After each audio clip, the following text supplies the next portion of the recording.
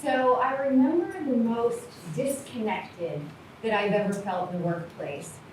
I was working in a nonstop, busy political office, and at 21 years old, I felt elated to have the title Special Assistant in the United States Senate. I thought that I was queen of the political world. In reality, I was doing a lot of scheduling, running around, fielding phone calls, checking hundreds of emails, opening what we now call snail mail, getting lunch, and yes, serving coffee, and in our office here in Florida, serving fresh from Florida orange juice to all of our constituents.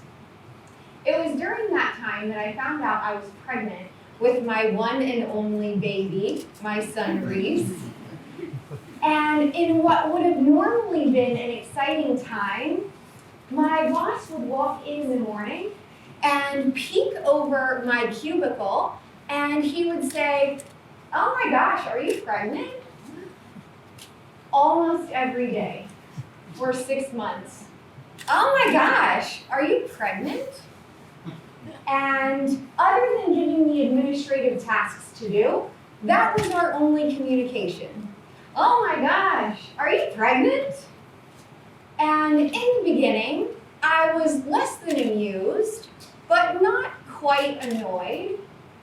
But as I got bigger and the Florida months got hotter, I began to feel more frustrated and less valued.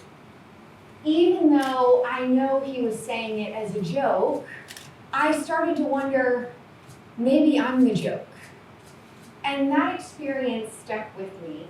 So nearly 10 years later, when I started to conduct research for my dissertation, I was eager to examine the experiences with supervision that others had had and how they felt about the leadership that they had worked for.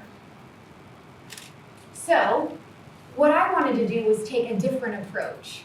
For decades, we've been asking leaders about leadership. But we haven't taken a lot of time, and there isn't a lot of data on what those being supervised feel about the leaders who are leading them. So I joined a study that had just taken off in the UK, led by Dr. Annette Fillory-Travis, where she had begun to ask these questions in Europe and see what was going on there. So I led a survey here in the United States where I asked people from all over the country what had happened to them and what they wanted to share with me about the people that they had worked for and learned under. I was really surprised to find out that a lot of folks reported feeling isolated. When I asked them what they thought the most important competency for a leader to have was, an overwhelming majority responded and said, good communication skills. When I asked them what they wanted to see in the workplace, 71% of people responded that one of the most important things that they got from their supervisor was honest dialogue. So, how do we do that? What does honest dialogue look like?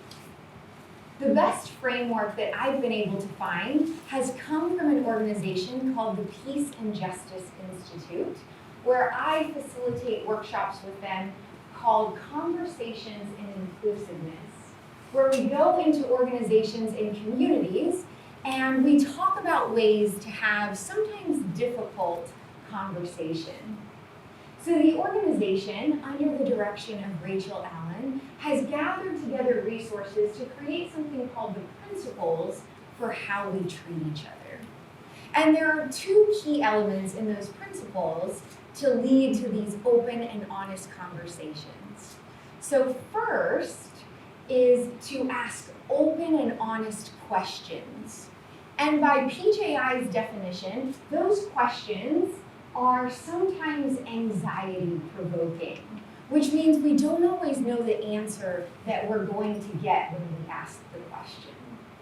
And then in addition to that, we have to be willing to hold space for unpopular answers, knowing that when we take a risk and ask a question, someone else can take a risk and be open with us about how they're feeling and what they're experiencing, even if that feeling is unpopular or doesn't go with the agenda or the answer that we're looking for. So let's practice.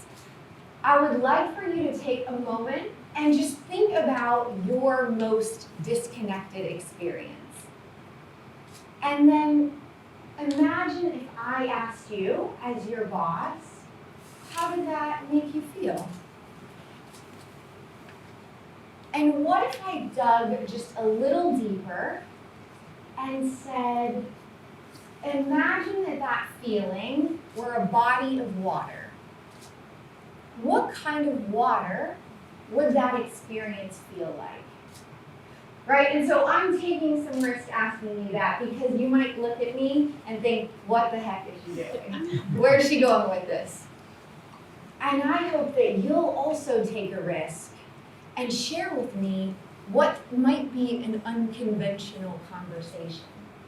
Because if I were to have that conversation with my boss, I might have said, the body of water that I feel like is a geyser. On the surface, everything looks okay for right now. But underneath, I'm starting to boil. And if you ask me one more time if I'm pregnant, I might explode. And that would be the beginning of an honest conversation where hopefully the two of us would get to know each other's perspective and come to a better understanding of each other. Because when we make space for honest and open conversations, we're intentionally creating affirming experiences that help to build connection and build relationships of trust in our workplace and also in our communities. Thank you.